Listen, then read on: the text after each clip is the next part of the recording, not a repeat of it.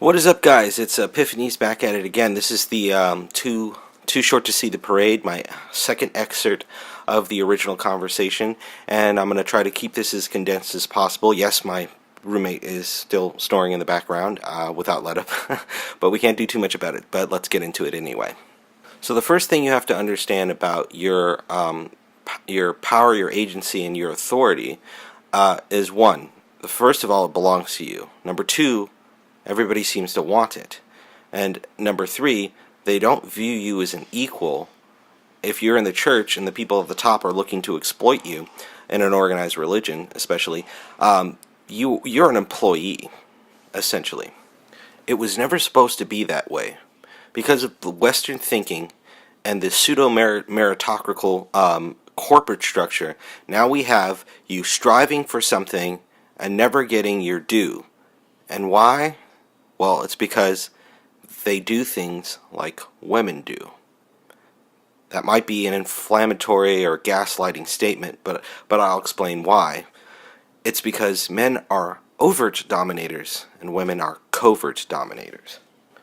So let's call this the art of the lowball. Of course, lowballing means two people sit down. One person offers an extremely absurd amount of benefit to the other so as to control the starting point. So the starting point isn't something that they definitely don't want to give, like $1 billion. Now, even the lowball, in a sense, has a number or a figure. But when you, like a woman would seek to covertly dominate someone, you only intimate and you never substantiate anything that you're offering. I was watching the show Mindhunters, and this really coincides with the New Walt secret feminist thinking, as I've come to call the church girls, like New Walt secret feminist, that sort of thing. Those are my various titles, of course. So, the show Mindhunter had Mgtow's character, who is basically this, I think, a university professor with a few doctorates, and I think maybe a PhD or two, and she was talking to the main character about women, and they were having a back and forth discussion about one particular woman who was murdered, and when she had asked, they were talking basically about sexual agency, and how this man murdered his then fiancée, and I believe the main character's name is like Holden or Folden. Whichever ones those are. I binged to watch the show, and I just loved it. On a side note, anyway, he asserted that she was using the woman who was murdered was using sex to manipulate and control someone who was unstable, and Mgtow's character's response was really, really interesting. I'll get into it now. I'll try to read the my notes about it as smoothly as possible, so you have to forgive me if I stutter a little bit. It goes as followed. Even if you had evidence that she was using sex to control him, and you have absolutely no evidence of this, but it would be in line with what many women do to have an ounce of power in this world. To dissect that and break it down in ratio to the conversation that she was having, she was saying this, Mgtow. It's okay for me to cheat. It's okay for me to defraud. It is okay for me to do anything and everything using my feminine guile to disenfranchise and to thieve or trick agency and authority away from someone just so I can have control. I've said all of these things and I've brought this to light and I've quoted this show to get you to understand that this is the same kind of thinking inside of the church with the, church girl / secret feminist. Now that you understand that your agency is at risk because they will use any and all debased means to take it from you, because once again, when she says, the ratio of, basically she was saying the ratio of power that women have and the ratio of power that men have, men don't deserve to have that kind of power. They literally see it as a moral, irregularity, a sin, if you will. And the problem is they'll never come out and say that, because why would they reveal themselves? Which is why you need to keep both eyes open. To continue dissecting and deconstructing what she said, and the wrong with what she said is the fact that she's essentially debasing sex itself. Sex is supposed to be this beautiful joining of, two people. If whether you're in the church or not, it's supposed to, that's what sex is. It's to facilitate making babies, and it's supposed to be an experience expander to bond the couple on a deeper and intimate level. The definition of abuse, of the word abuse, is a conscientious and direct misuse of something or anything, which means that you knowingly know how to use something, but you chose to use it for not its intended purpose. Which we can all gather from what I've said before in this video, that that perception of sex is an abuse of it, and is an abhorrent thing, because as I stated, it's not for that. It was never meant to be weaponized, to use it to strip somebody of their agency. If you don't have power, so what? That's like me complaining that I'm not a millionaire and it's everyone else's job to fix it. You have to make me a millionaire. You have to relinquish your agency, your authority, and your money, and give that, present that onto me so that I feel better. And once again, we go back to that corporate structure, that corporate mind frame, which does not coincide with the thinking of any religion, or let alone the religious man. Because as I stated before, the Western thinking about the corporate environment is a pseudo-meritocracy, which means that you work hard, you do all these things, and maybe, they intimate, maybe you might get that promotion, maybe you might get that raise. And it's the same thing with women. Like, I believe in many ways that's who they got it from in the corporate structure. And after a while, when you have someone at the bottom who believes that they, went out, a woman, or, the secret feminist that went out evangelizing, they give to the poor, I spent X amount of time doing X, Y, and Z for the church, air quotes, and now they feel that all of these things, the cash and prizes, that's an entitlement. That's how they can do these things so heartlessly, because they've unilaterally abused their privilege and abused their agency, because they feel that this is the way it has to be. I have to make things fair. That is why they can maintain this air or facade of being a godly woman, because in fact, they've never had to prove themselves, not in the way men do. You are treated like you are a piece of crap, like you were the worst employee, and that if you don't straighten up and start producing, they're going to fire you. AKA, I think, excommunicated or disfellowshipment. I've also heard that term used. Now, the church girl, secret feminist, doesn't have this power and authority, but she will use her pre-constructed power base to set the rest of the congregation upon you. Because if everybody thinks that you're this evil, terrible piece of crap, which coincides with Western thinking of, this guy's weird because he doesn't have a girlfriend.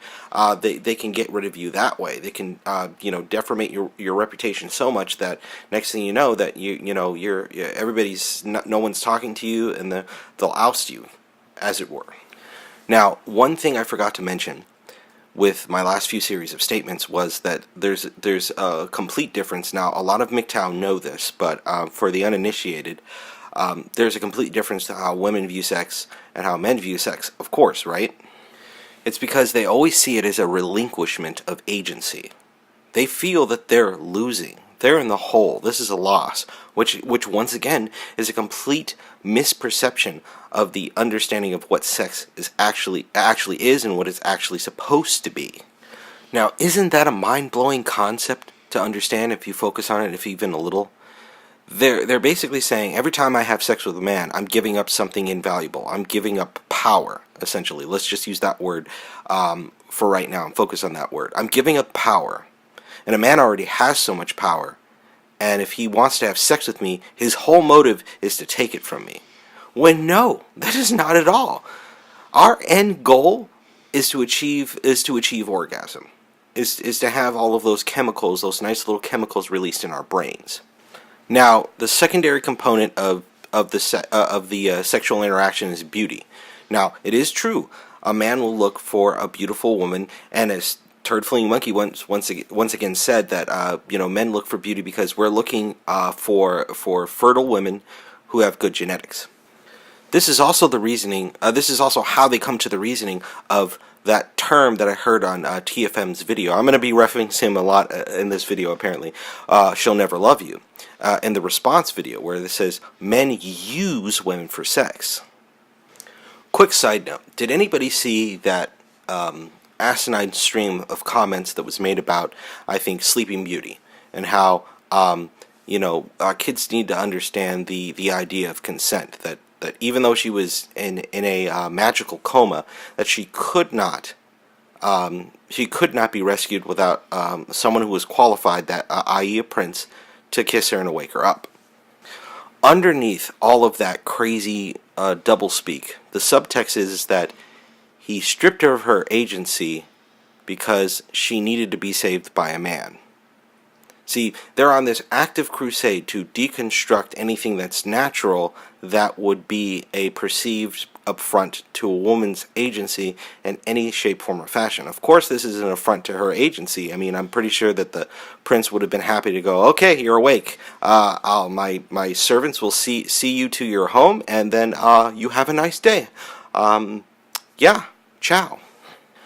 Coinciding with that, that's also why the Maleficent movie with Angelina Jolie had revamped and violated the narrative by having her kiss Aurora and wake her up. On a quick side note, I'd like to reference Game of Thrones. There was a scene with this character. You can look up all. I'll use the proper terminology, and you can look it up. But there's this specialized class of soldier slaves called the Unsullied. The head of the Unsullied is this character called Grey Worm. Grey Worm liked this woman who was her basic job was that she was a translator to whoever she was working for. That's actually her entire job. She's not a tactician. She's valuable, but not as valuable as a soldier, because the whole show is revolved around war. So it's like you can scream "Please don't kill me" in 1,000 languages, but if you're facing down enemy opposition, they're probably going to kill you, making that skill a little bit useless, if not completely, in the battlefield scenario or situation.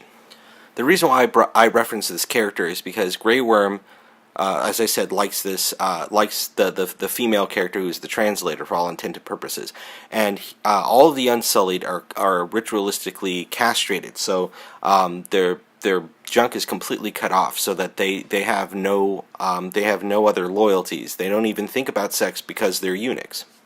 Now, I came to understand the hatred of men, and my first reference point as a kid, of course, was I think her name was Lorena Bobbitt, who cut her husband's penis off. And more recently, I don't know who the woman is, but we only know the event, and the event was that she not only cut off her husband's penis, but threw it into a garbage disposal, effectively completely depowering him. And women. And then what was it? I think it was being discussed, I think, on the Talk or the View, but I'm pretty sure it was called the Talk, with that old lady retard Sharon Osbourne. So they all celebrated in the audience and laughed at the idea of this man being so mutilated, even though if that were to happen to a woman, or we in fact we do hear about women going nuts. My own sister would just take time to pause in horror about in places like in Sierra Leone, Africa, where women are, I think their clitoris is cut off, and how abhorrent that is, because now they can't have any sexual pleasure when they're basically when they're having sex. But the focal point I'm trying to get everybody here to understand is the fact that they weren't celebrating violence; they were celebrating the depowerment. And if the means to that end was violence, they're all for it, because they hate the concept of a man having any kind of power. I bet you, even if he had some type of micro penis, if she cut it off, they would have been like, that's a great thing, because a man should not have that. Because they're reveling in they're reveling in the concept of a man being so completely depowered that he has nothing after that. Moving on with the tie-in. There was a scene where he had to go. Grey Worm had to go off, and he had to fight this battle. And then they hadn't confessed their feelings to each other, but they really did like each other. I mean, he did. I mean, there was a point in the show where he was severely wounded, and it looked like he was going to die. And he said that he's never felt fear, but he was afraid of not seeing this girl again. How romantic, right? That nothing's going to come of that. It's like that. Don't show your hand, gentlemen, because that's just something they're going to use against you. So in the scene, they decide to have a a sexual embrace or lay down in sexual congress. Now, of course, anyone who doesn't know the show would, or who knows the show slightly and knows the character would ask naturally, like, wait a minute, why would he do this? You know, he can't have sex. But see, there, he was depowered and he was put there for the female audience's gratification, essentially, because, you know, he goes down on her. And the worst part for me, watching that, being forced to watch that scene, because everybody was watching it in the living room, was the fact that she asked him, first she disrobes, okay, those are nice, I guess, and then she asks him to disrobe. And I'm like, and he had apprehension. And he basically was trying to maintain his dignity, and he says he didn't want her to see. But because her curiosity and her agency over him, because he's got no penis, overrode any of his want or his rights to maintaining his dignity. Let us end on the word fair. Fair is solving for X. Their sense of, or belief of fairness is something that will never be substantiated or quantified. When a woman says, why can't women have anything? They really mean to say, why can't a woman have everything? Their forked tongue, their doublespeak, has essentially hijacked virtually every argument that comes down to a man versus a woman. They use their feelings, and everybody subconsciously defers to this thought. She wouldn't get so mad unless there was something serious to get mad about. Now that they've successfully hijacked that narrative, using their feelings, any excuse, anything that she labels as the problem, to use common vernacular, is now the problem. And that's all anybody else needs. They're like, well, we asked her what the problem is, and she said this is the problem. So within the confines of the church and the people who run things, they will always prescribe the solution to your problem with this woman: capitulation. That is always throwing the burden upon you, making you fix it, and saying that it's your job to fix any and every problem, even to a person who you are definitely not tethered to. And the capitulation, as I've stated before, and I'll say again, is a relinquishment of your agency and your authority that belongs to you, and do not give it up to anybody except to, if you're a religious person, who's qualified, and that is God. He will never ask the things that they are asking of you. They are demanding this from you. They're saying it is your part to obey, and it is my part to receive. God has no such greedy intent if you read the scriptures. And I'd rather believe in someone like that than someone like them. Thank you all for listening once again. Shout out to my boy TFM, my boy White Raven, Sunrise Hoodie guy. You are awesome. 24 years old, and my boy is woke. I'm sorry. And yeah, so I'll see you guys in the next one.